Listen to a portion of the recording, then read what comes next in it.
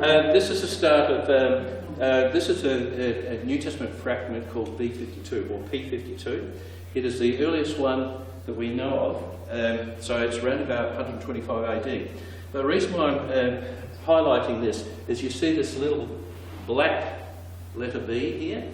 This is the symbol that they use to identify all the papyri. And they give it, so it's B52 or sometimes called P52. And the 52 is the ID that they associate with each of the fragments. And it's not the chronological order of it when it was dated, it's the order in which they were registered. So the, like P1 is the first papyrus that was registered, and at the moment they go up to around 131. But I talk about the black letter B, and that is that symbol shown on that here slide. Right, New Testament manuscripts. I'm going to talk about writing materials. New Testament papyri, highly significant papyri, the great codices, criticisms, comparisons, and significance. So first I want to talk about writing materials. And the writing materials I'm actually going to cover are papyrus, parchment, vellum, but I'm not going to cover paper because you know about that. Papyrus. Now we've got pictures. Papyrus are made from papyrus plants. They use the pith of the papyrus plant. Papyrus as a writing material originated in Egypt in the 4th millennium BC, so about 4,000 years before Christ. And it was originally used in scrolls. So in the 1st century, instead of actually using scrolls, they actually cut them into sheets of paper and formed book-like objects which we call codices.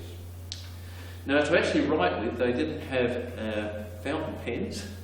They had reed pens, which were either made from straw or bamboo. And for ink, they mostly used products made from soot. So it was all pretty crude. Sometimes they used the ink from an octopus to actually write. And it's got this fancy Latin name which I won't try to pronounce.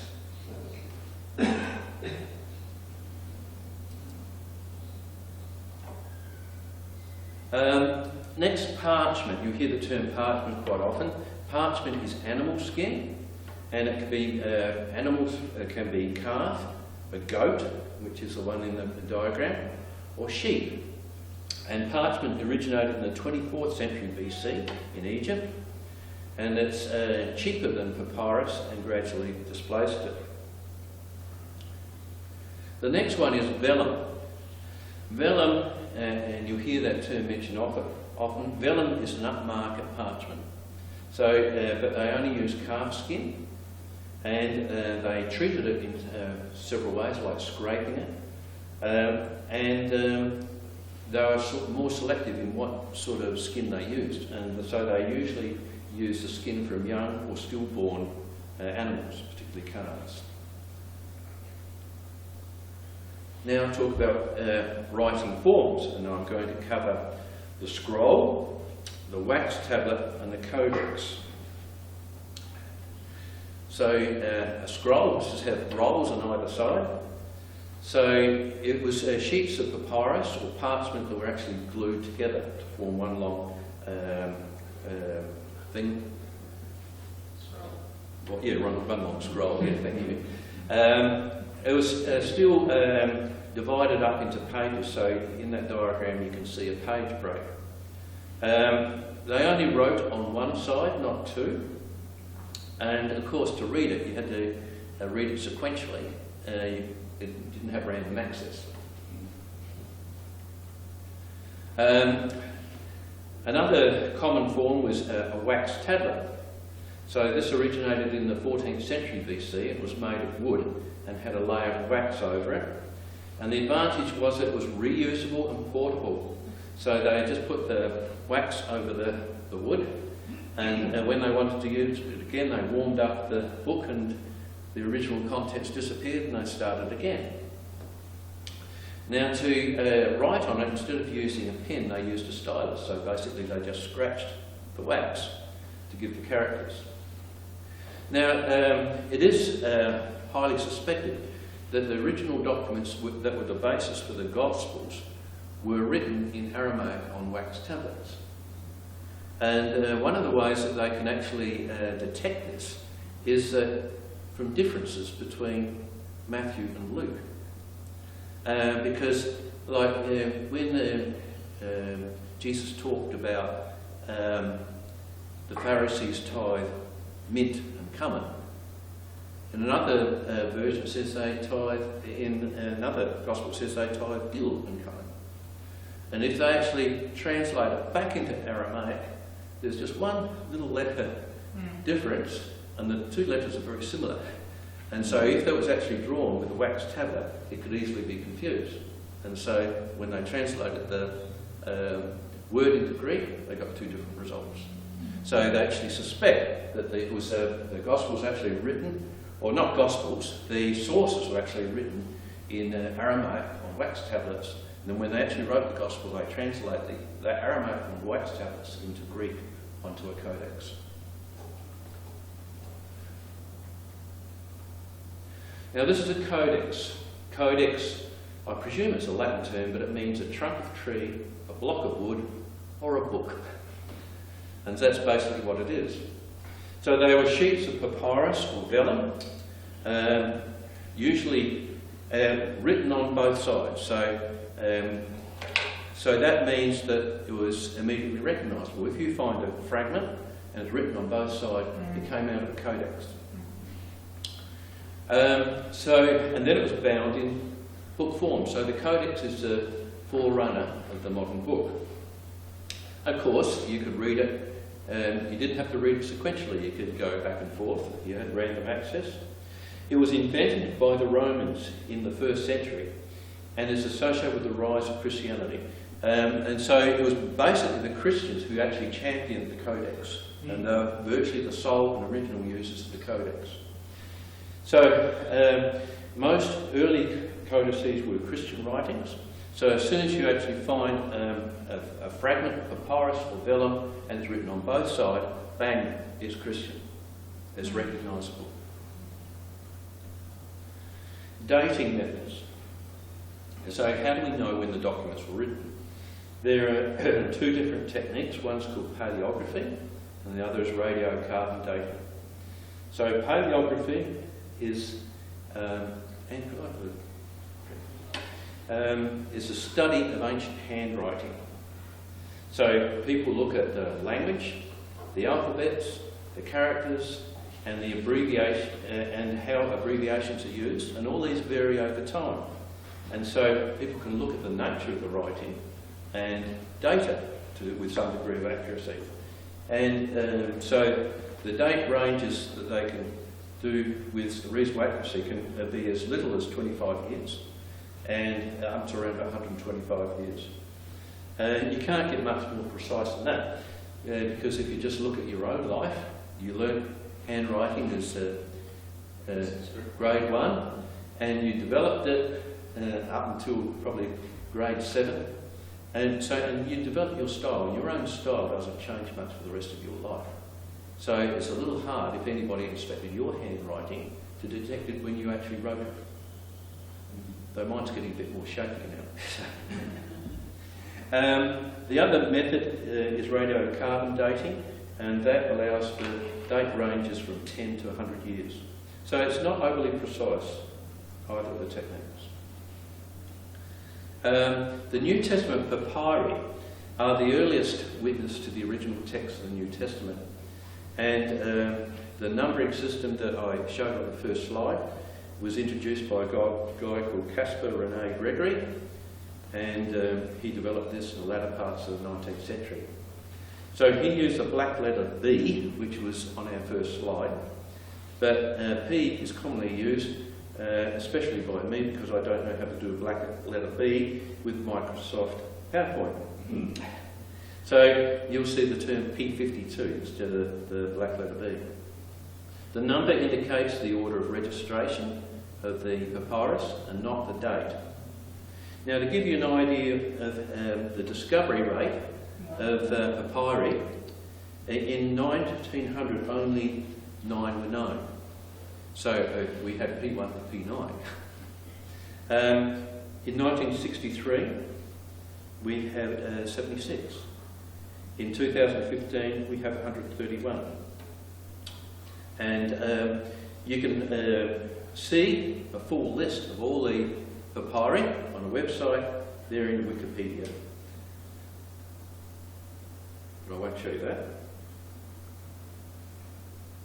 As well as individual papyri, there are famous papyri collections. And one's called the Beatty Papyri, and the other's called the Bodmer Papyri. So you hear these names mentioned if you get interested in this topic. So the Beatty Papyri is a group of Greek papyrus, biblical 2nd and 3rd century codices. And it was bought from an ancient dealer by Alfred Beatty. And unfortunately, we don't know much about this Egyptian dealer. Apart from it originating in Egypt, I don't think a lot is known of where they came from. The collection was announced in 1931, and it includes P45, P46 and P47. So that's no strange, they were registered at the same time, that's why they're sequential. So it's housed in the Beatty Library in Dublin, and so the collection's been split between the Beatty Library and the University of Michigan, and others got some of it as well. Now, then there's the Bodmer Papyri. They were discovered in Pabau, near Dishna in Egypt in 1952. And it's near here, down the Nile. They were supposedly stolen from the Pachomian monks in the Pachomian monastery. And the Pachomian monks were the followers of Saint Pachomius, who was the originator of an order of monks. And I think, these were kind of more in groups rather than individuals in solitude, I think. Do you know much about it? Yeah, so Pachomius set up monasteries on a much more communal basis. Yeah. The rest of Egypt at the time was identified with much more individualistic frameworks, but Pachomius' great contribution was creating a more communal kind of monastery, if you like. So there were 22 papyri, some of the famous ones are P66, 72 and 75. These were smuggled into Switzerland, and in 2007 they were transported from Switzerland to the Vatican in an armed motorcade surrounded by people with machine guns. So that gives an idea of how valuable that collection was. And so they're now kept in the Vatican Library. Now this is, you also hear about text types. And there are 3 major text types. They're Alexandrian, Western and Byzantine. And I'll explain those. First of all, Alexandrian text type. So this is from the region of Alexandria in Egypt, which is here on the northern shore of Egypt. And these are very early and well-regarded texts. They also had very careful control of their copying processes, so they're considered highly regarded, and they are the basis of most modern translations. Then there's a Western text type. This is also, so that's basically Roman. So it's also called Caesarean, after the Caesars of Rome. And these are also very early texts, and they come from North Africa, Italy and Gaul. So Gaul is France. So these are less well controlled, and they have the habit of using paraphrases and corrupting the text a bit. Then there's the Byzantine text type. This is also called Koine, because the Greek that was spoken at the time was Koine Greek. And these are 95% of all the texts, manuscripts that we have. and it has the most paraphrases and additions. And all the Reformation era translations were based on the Byzantine texts, such as your King James Version or the Luther's German Bible. Now I'm going to talk about some of the highly significant papyri, and I'm going to talk about P52, P66, P45, 46, 47 and 75. And that slide briefly summarises what the content was of each one of these. Sorry? I didn't realise we had moved on. Sorry, I had to look through a couple of slides. Keep going. Yeah, I know we're here now. So Yeah, cool. Next. Yeah. Right, good, okay. Sorry about that. This is called the Rylands Library Papyrus, or P52, and it's got the fragment here and it's protected behind a glass case. It is also called St John's Fragment, and it is a papyrus codex, so because it's written on both sides. So when the person first noticed this, they found this fragment and saw it written on both sides, so it said Christian. It was purchased in 1920 from an Egyptian market and then taken to the Rylands Library. And a guy called C.H. Roberts was trawling through the stuff that was in the library, and he came across this and saw a fragment with writing on both sides. Alright, so this is the earliest fragment of any New Testament document. It's called P52.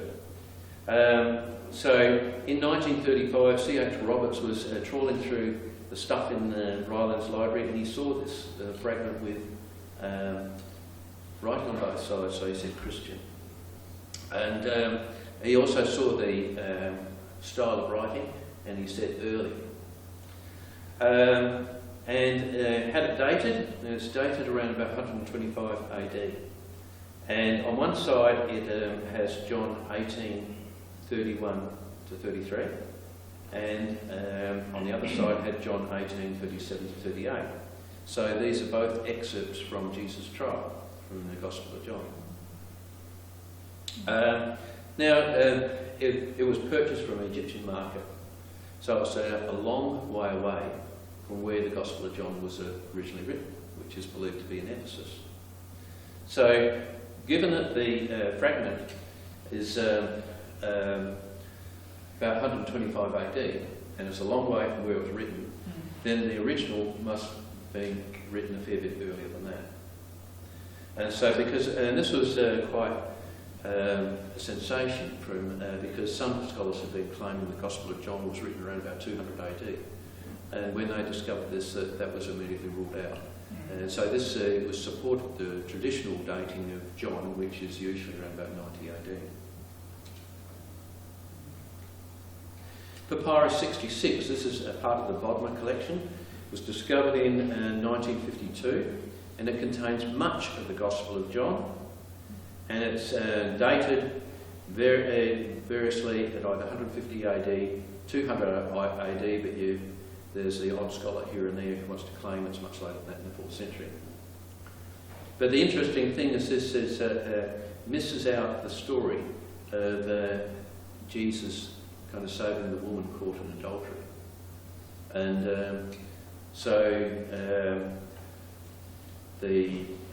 most translations put a note in to say that section is probably not part of the original text of the Gospel of John.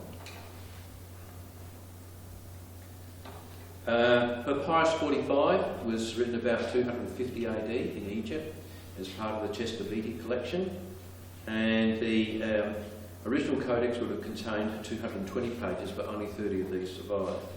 So it contains sections from all 4 Gospels and the Acts. Now this one is extremely significant, P46, because this contains most of Paul's letters. It's Alexandrian, which means it's reliable and early. So it's mostly dated around about 200 AD, but some people date it earlier. It was part of the Chester Beatty collection, contains most of Paul's letters and Hebrews. So what it actually contains is 8 chapters of Romans, and the rest of Romans was originally part of this papyrus but was being lost. All of virtually all of 1 and 2 Corinthians, 2 chapters of 1 Thessalonians, all of Ephesians, Galatians, Philippians, Colossians. But it doesn't include the pastoral epistles, which 1 Timothy, 2 Timothy and Titus. Papyrus 47 is also part of the Chester Beatty collection, and it has parts of the Book of Revelation and dates from around about the 3rd century. P46 is the real big one. Papyrus 75 is also part of the Bodmer collection, and it's dated around about 200 AD. We're going to talk later about Codex Vaticanus, but there's a very close correlation between this one and the Codex Vaticanus. So 102 of the 140 pages survive and contains most of Luke and John. So other early papyri, and they're listed there. So P90 contains a bit of John, it's from late 2nd century. P104 contains bits of Matthew, and that's around about 150 AD, so that's very early as well. So that's the earliest surviving text of Matthew. P98 is also 2nd century and contains parts of Revelation. P4 contains Luke 1 to 6 and is around about 200 AD. Now, on the right hand side there is a mummy mask.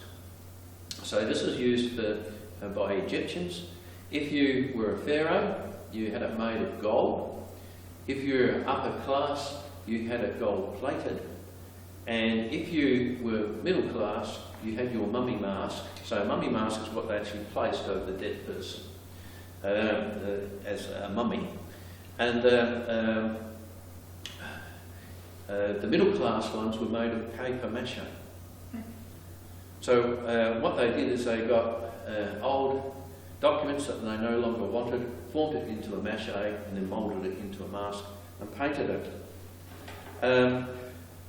But we're now pillaging the dead because I've actually found out ways of actually separating all the documents that were used in the paper mache and being able to separate it by some sort of chemical treatment so they can actually don't destroy the writing. And there's claims that they've actually found a section from a mark from the 1st century. But somebody clearly wanted it. Well, the Egyptians, most of them were pagans, and so they may not have valued the New Testament documents very much, so use them for the paper mache. And so that way, claim of a Mark, a 1st century copy of Mark, has not yet been published or verified, so it's still in the melting pot. But they do expect that we're going to have a whole pile of extra documents to be found in the future. All right. Now, I'm going to talk about the great unsealed codices. And of course, the first question you'll ask is, what does great mean? No, you're going to ask, what does unsealed mean? So, unsealed describes a type of Greek writing. So they are rounded, single-stroke capital letters, and you'll see examples of them. And also, they didn't have gaps between their words. So each line was a continuous string of Greek letters, and you had to kind of guess where the words started and ended. So these great great unsealed codices are complete Greek copies of the Old and New Testament, and there's 4 famous ones: Codex Sinaiticus, Codex Vaticanus. So Sinaiticus means it's from Sinai. Vaticanus means it's held in the Vatican. Codex Alexandrinus is from the Alexandrian region, and Codex Ephraemi Rescriptus. I'll explain it later. All right. They're all written on vellum by professional scribes, and they are both based on the most accurate texts of the time. But they have a different order of books probably from each other, and also from what we have in our current Bibles, because they're actually written before the canon was finalised. So, first of all, Codex Sinaiticus, and there's a picture of it there. So it had Alexandrian text type, so that means it was from Alexandria. It was written in the 4th century, and it was discovered by Constantine von Tischendorf in the 19th century at St. Catherine's Monastery in the Sinai Peninsula. There's stories that he actually retrieved it from the rubbish inside the monastery. Sorry? Oh, no way. Wow. Yeah. So he initially visited the monastery in 1844, and he retrieved a copy of it in 1859, and he delivered it to Alexander II, Tsar of Russia.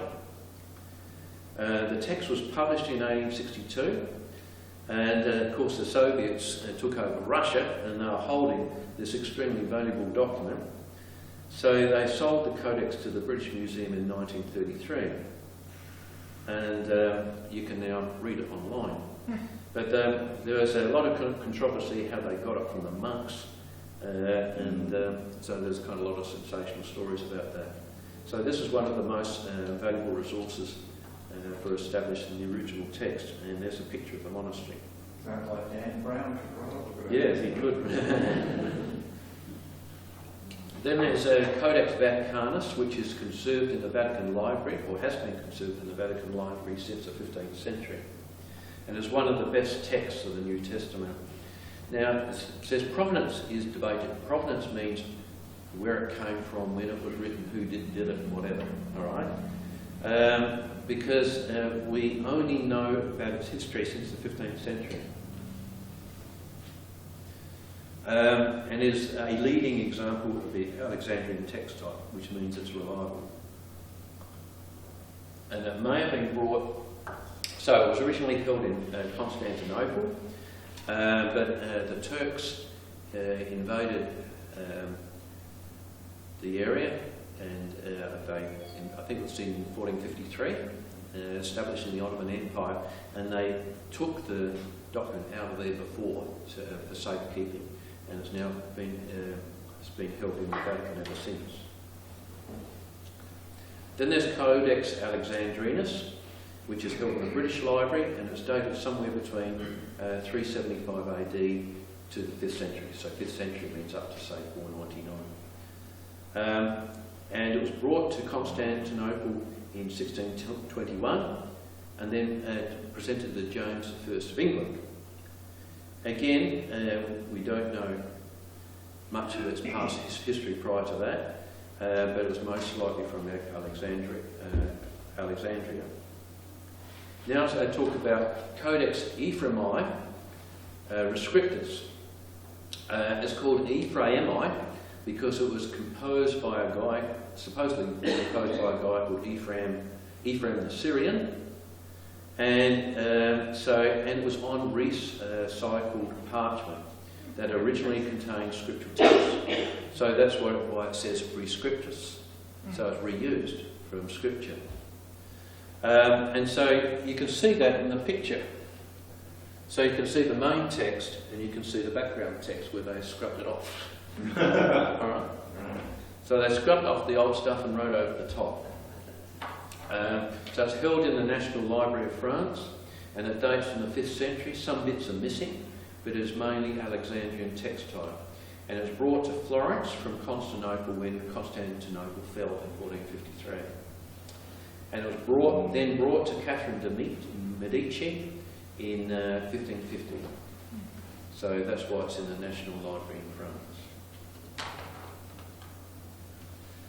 Now, we've now got 131 papyri, and so people say, well, why weren't there more? And the two major reasons for it: first of all, there was a Roman destruction of Christian documents, and the other is just natural attrition. So first of all, the major persecution where Christian books were burned was during the reign of Diocletian. So Diocletian was Roman emperor from 284 to 305, and he started the Great Persecution in 303 AD. He took away all the legal rights of Christians, so Christianity was illegal until the Edict of Milan in 313 AD. So Christians were forced to comply with Roman religious practices or face imprisonment or execution.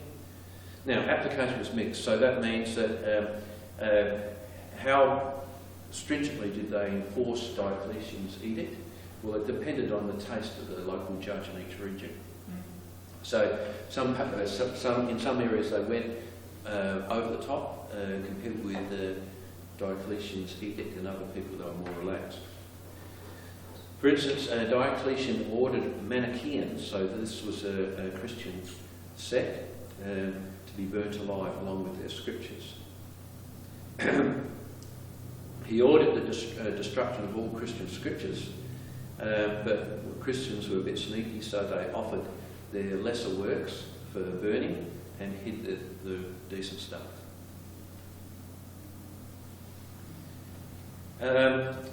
Now, this is basically about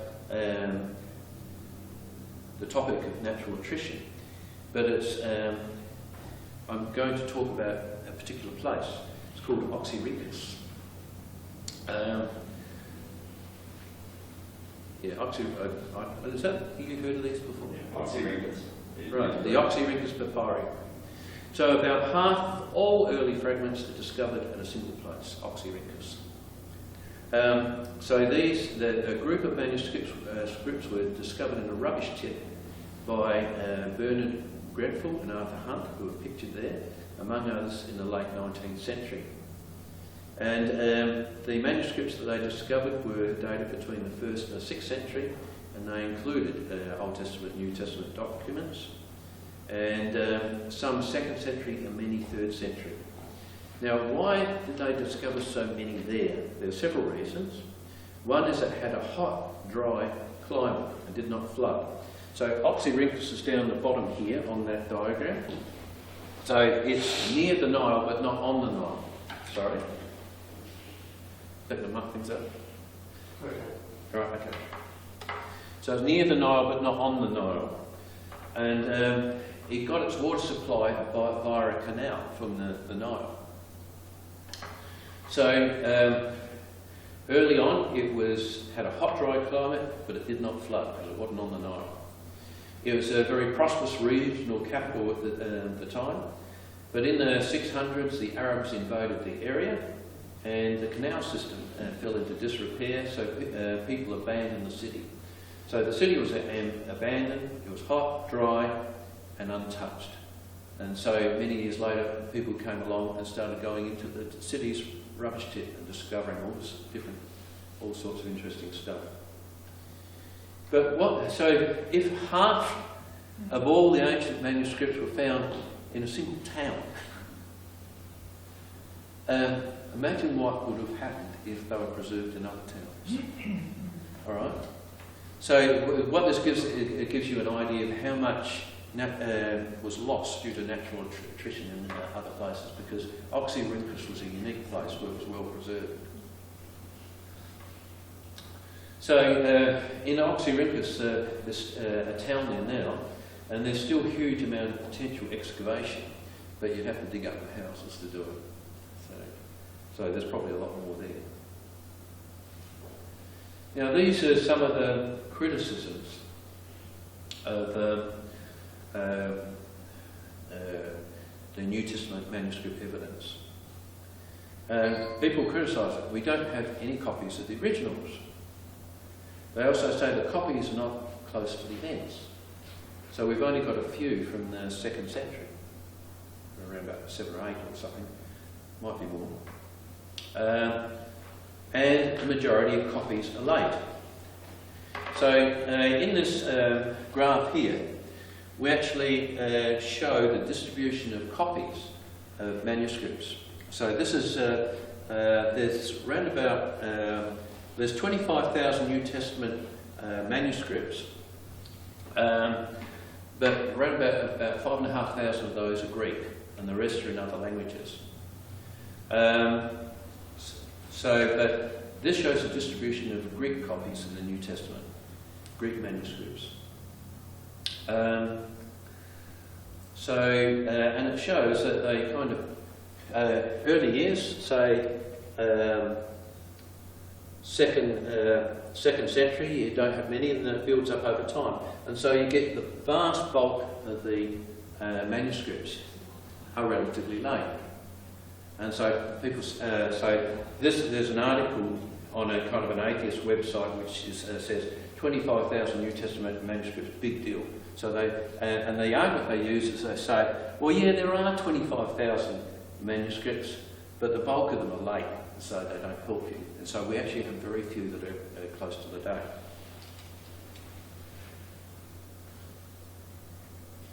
But what they don't tell you is how it compares with all other ancient documents.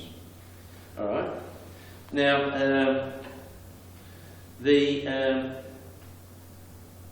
is a distribution. Sorry, this is the distribution of New Testament. The blue is the distribution of New Testament manuscripts. Now, for the best other document is the Iliad. So that has, I think that has nearly about 1,700 manuscripts, but I think around about 600 Greek. All right. And the first one was that they discovered was 400 years after the original, and the last one they've got is around about 2,400 years after the original. So it was very hard to get data on the distribution of the Iliad manuscripts. I couldn't find any. But I've been generous, and so I've actually got it in yellow and just give it a flat distribution. Whereas the likely distribution would be similar to the New Testament. It would be the bulk of being late. So you can, by comparison, it bears no comparison with the New Testament. And also, if you actually accumulate it. So if you accumulate it, so here is the accumulation of the New Testament fragments, and here's the accumulation of the Iliad. So even though a lot of the New Testament fragments are late, it is far better than any other ancient manuscript. So there are far more of them, and they are earlier to the original copy. So if you're going to use this argument saying that most of the documents are late, and so we can't trust them, you have to throw out everything else from the ancient world. So that is hyper-skepticism. So how does the number of New Testament manuscripts compare with other ancient documents? The number used to be 20,000, I think it's gone up to 25,000 now, manuscripts prior to the printing press. So the printing press was invented in 1440. So prior to the printing press, everything was copied by hand. So there are 5,600 Greek manuscripts, and then the rest are in Latin, Coptic, Syrian, Armenian and Georgian. Compare this with 1,757 copies of the Iliad. So even more poorly represented are the works of Herodotus, Thucydides, Aristotle, Julius Caesar, Pliny, Tacitus and other great figures from history, for which we have more like a dozen manuscripts each. And so we've actually got a table here which compares the New Testament to other ancient documents.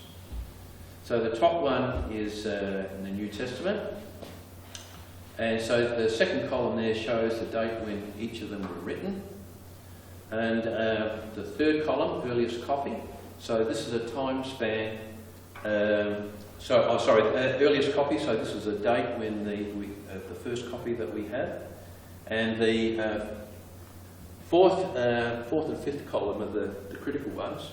So time span in years. This is the number of years between the writing of the original and the first copy that we have. And so for the New Testament, the time span is less than 100 years. For P52, it is around about 35 years. All right. Compare that with other documents. The earliest one is for the Iliad, Homer's Iliad.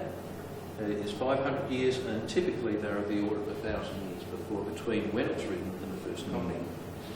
And then also compare the number of manuscripts.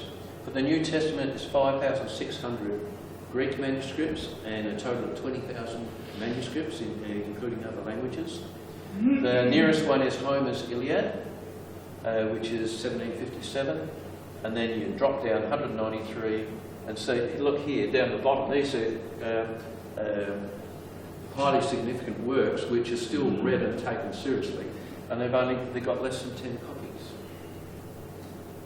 So the New Testament has far more manuscript evidence than any other ancient document.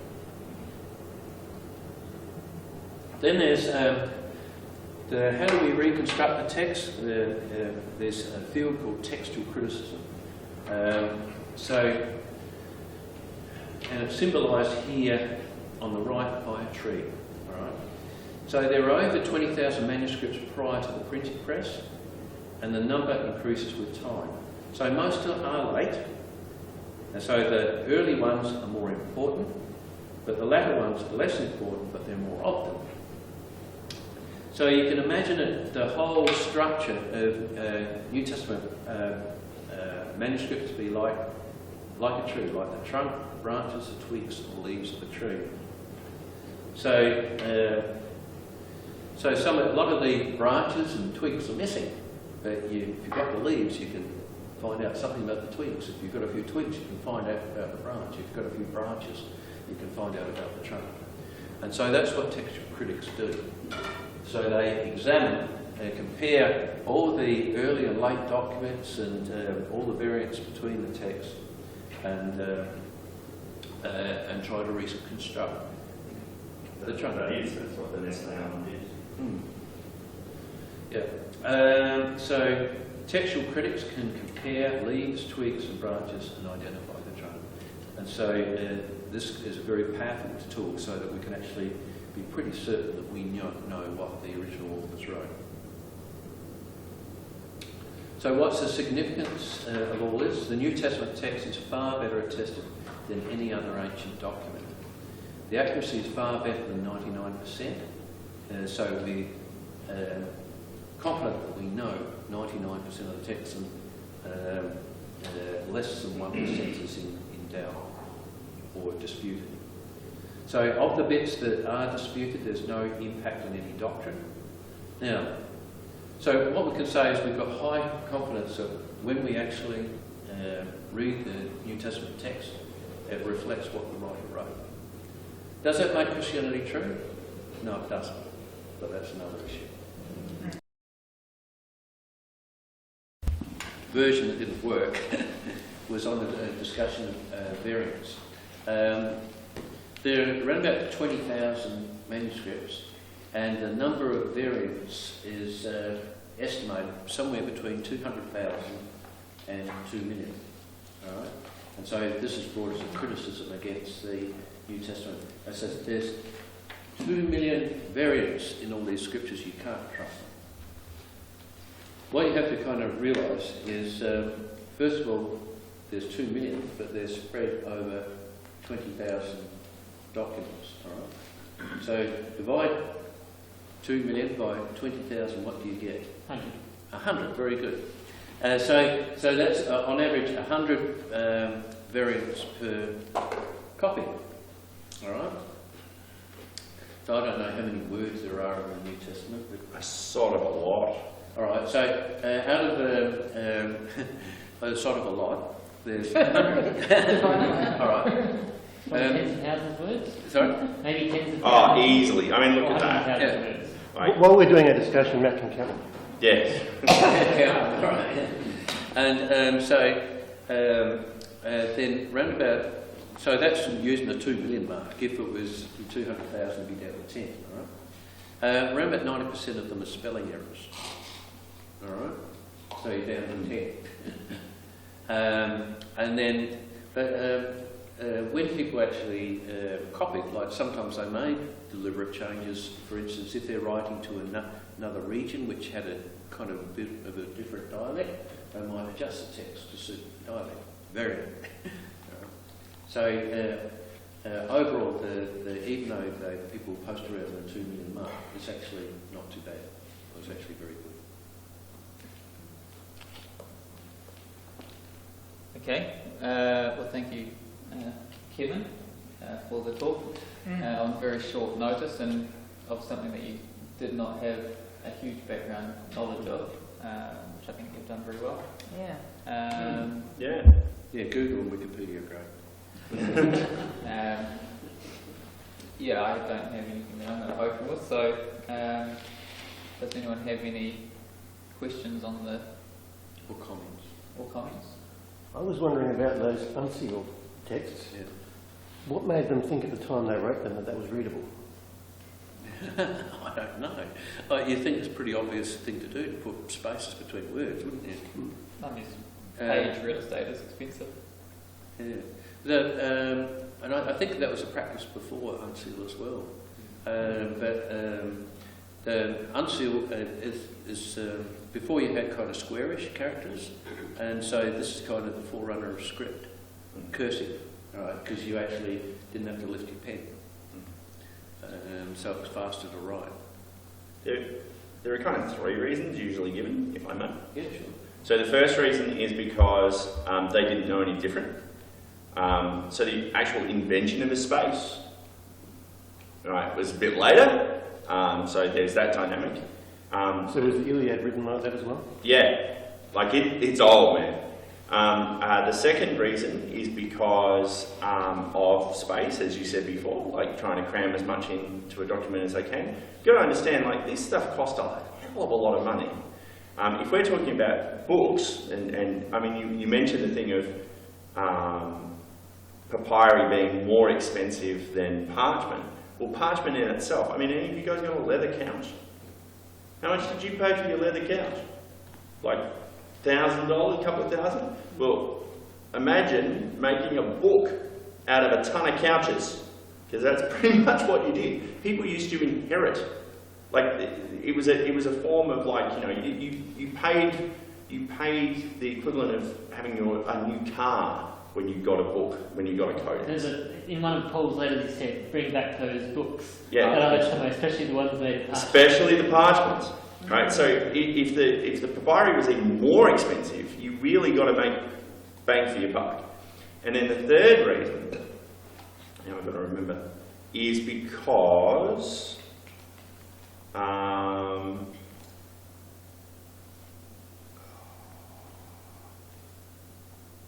Call a friend. pardon? I would like to call a friend. The third reason why they did the no gaps is gone, but I can't remember. But if I remember, I'll tell you. Right. So, yeah.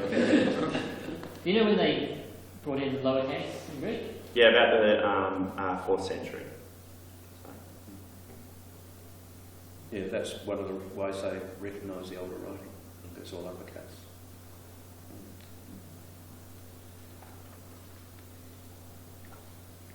That's the cover door.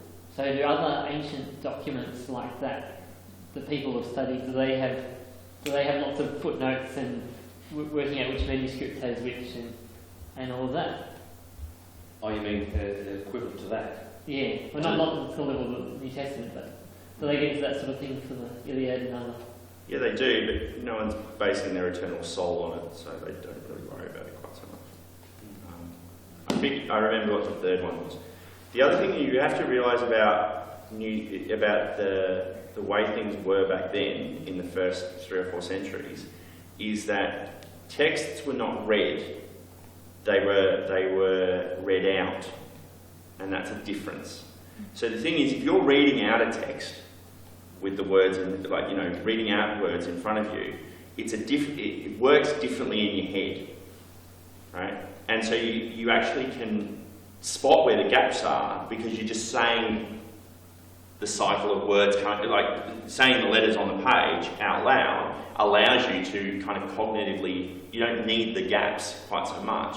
Gaps become more important as you move from a vocal culture to a kind of reading in your head culture. So for them, and you see this in the New Testament, reading a text was always the lesser option. It was always the inferior option. Okay? So Paul says things like, I wish I could say this to you, but this will have to do. There's also a note on the Gospels that says, let the reader understand. Let the reader understand. And that's a little coaching phrase to the reader, and the reader is actually not a reader in his head, it's a reader to a congregation. When you get to this point, just put a little extra emphasis in this bit. You know, you're going to have to explain that bit for them a bit. So the process of it being an audible thing changes the way that you need things like gaps, because you're just reciting rather than reading. So it's a more pure phonetic language than we've got maybe. Yeah, significantly more. Yeah, Just like because Spanish, very much so. Yeah. Spanish, even modern Greek, much more phonetic. Yeah. Did they have the breathings in the uncial Greek? I'm not sure. You'd have to have a look at The breathing. most. So it tells you where to breathe in the sentence. No, breathings are about breathings and accents in Greek. So breathing makes an H sound, and accents tell you which part of the word to put the emphasis on. So in Greek, the word for please is parakalon, and the accent is above the O, the omega. So parakalo. You go to a Greek person and say parakalo, they'll just look and punch you because you're saying the wrong word. Yeah. Yeah, they're feisty, those Greeks. Talking about how there's so many more of the early manuscripts from the Christian ones, I've heard it said that it's because of the destruction of non-Christian early works. Does anyone know anything about that? That'd be a good topic to do. Okay, so thank you for your question. Yeah. I think, like a lot of people say, the whole pile of book burning at the Council of Nicaea, meaning is kind of getting rid of all the bad stuff about Christianity. But that's an exaggeration, because at Nicaea they ordered the burning of Arius' work. Okay. So it wasn't kind of hiding things from the public. They just were saying that what Parchment said was heresy, and so let's burn his works. And that's more a ceremonial thing. Like these are really bad. Let me just demonstrate. How bad they are. Yeah. We'll burn them. It's not like they're going around saying, and bring them all in from across the empire. But even, and like, that might be, even if that was the case, it wouldn't be an evidence of the lack of legitimacy of the New Testament documents. No. It'd just be evidence of the, Stupidity. 5th century people being very cross and very naughty. Yes. But that's a different kind of quite Well, some people claim that there are a whole pile of other Gospels that really told the truth, and they want to cover it all I'm not up asking and that burn all question, those I'm books, beyond so that. we wouldn't know. No. But it's not right.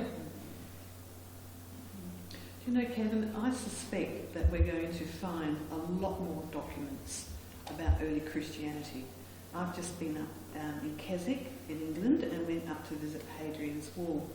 And there's a great big Roman fortification there. The town is called Vindolanda. And it's a huge area currently being excavated.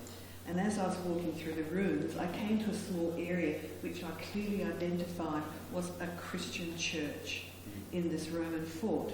And they were currently excavating while we were there. And they said it's going to need another 200 years to excavate that whole site.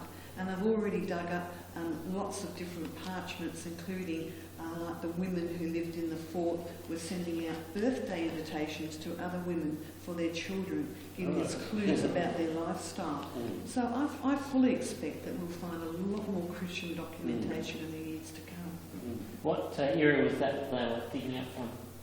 Well, the fort was there when they were building Hadrian's Wall. So that's About 300. About 300. No, Hadrian's earlier than that. Hadrian? Like first second. First, Oh, Hadrian, yeah. oh. That's old. That is definitely old. Yeah. But there are pagan temples that look very much like Christian temples. I've been in one of that area, and you'd squeeze in a little chapel. You know, just Maybe like that. you And you realise the soldiers were very religious because there was the statues, and the three gods that the soldiers prayed to, depending on whether they were German or wherever they came from, were there, and they obviously were quite religious. You know, that was quite. Yeah, I don't think they had church buildings. Well, there's a little temple there near that site that you talked about. There was a magic little spot. Oh, I know the one you're referring to. Yeah. But this little church had an altar, and it was actually inside the Roman fort, Yes. right near the garrison rooms. Yeah, this was near one of those outpost forts along the. That's right, near the river, down the valley. It was lovely. Yeah. But you realise that they were quite religious, you know, at that time, and obviously interested in that, and it was part of their lifestyle, part of their life, you know, even these rough soldiers, you know, wherever they came from.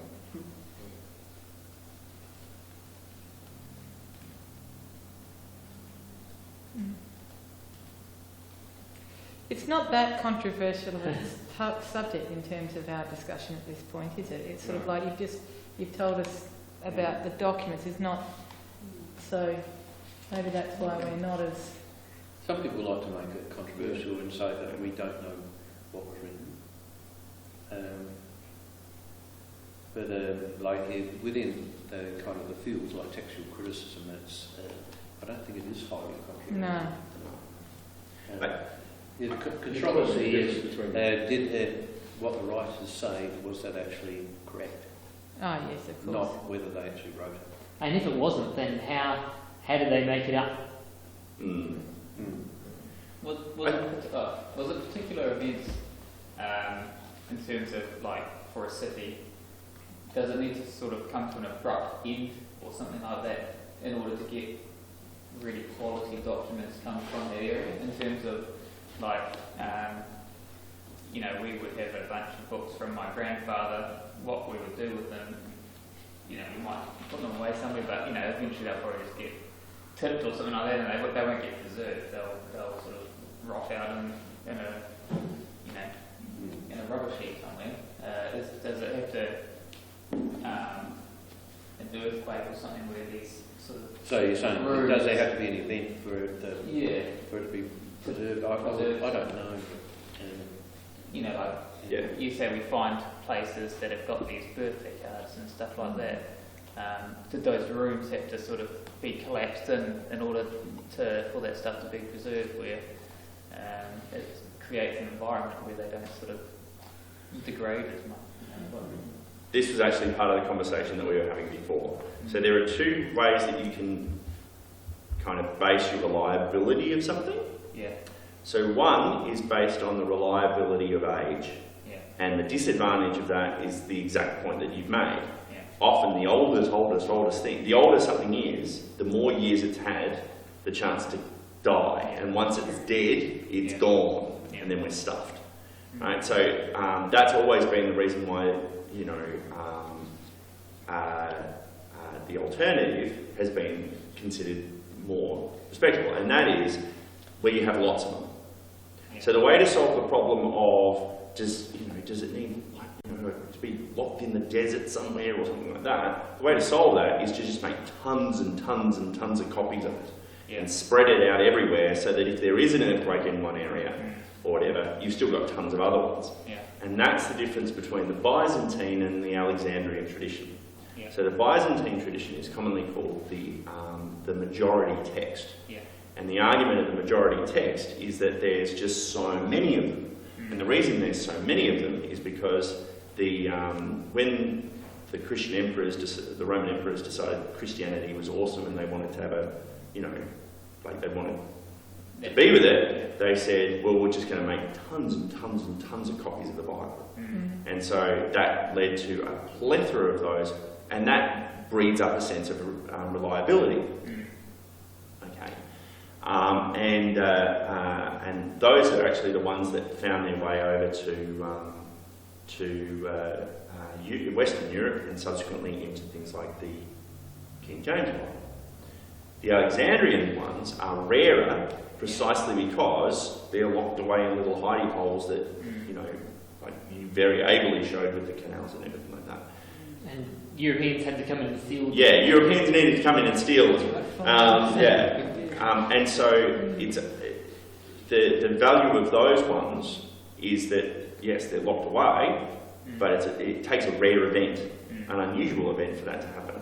The sad fact is that you find that there's usually a bit more of the in-between of that. Yeah. And the in-between of that is not many texts made, and all the texts that are made are kind of used up really quickly. Right?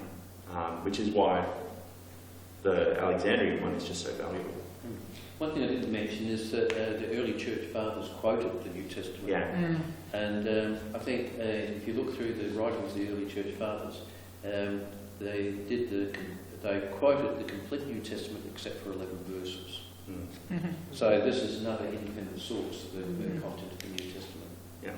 And if you look in here, we were looking at this before, you'll see, like, you know, for a particular thing, they'll mention all of the transcripts, and then once they've got through all of the different transcripts, then they'll put, well, for this one, they put that there's also versions in the Coptic, the Armenian, the Ethiopian, the Slavian, right, so in other languages, and then they say, and in Clement, Basil, Didymus, Chrysostom, Theodore, Jerome, so on and so forth. And so, the church fathers. Yeah, all the church fathers quoted this particular verse, and so we've been able to take that along the way as well. So, as part of the comparative process of textual criticism. Yeah, and so some of these things like the Codex Vaticanus, that wasn't done by a single person. They basically had a shift of monks working on it. Yeah. And Would have been a good job. Amazing. You know? and they said some of the monks were better than others. Yeah, You can actually tell when it went from one monk to another. And they say this bloke was pretty good, and this bloke's a bit of a boffin. And, This one gets it wrong, and this one gets it right.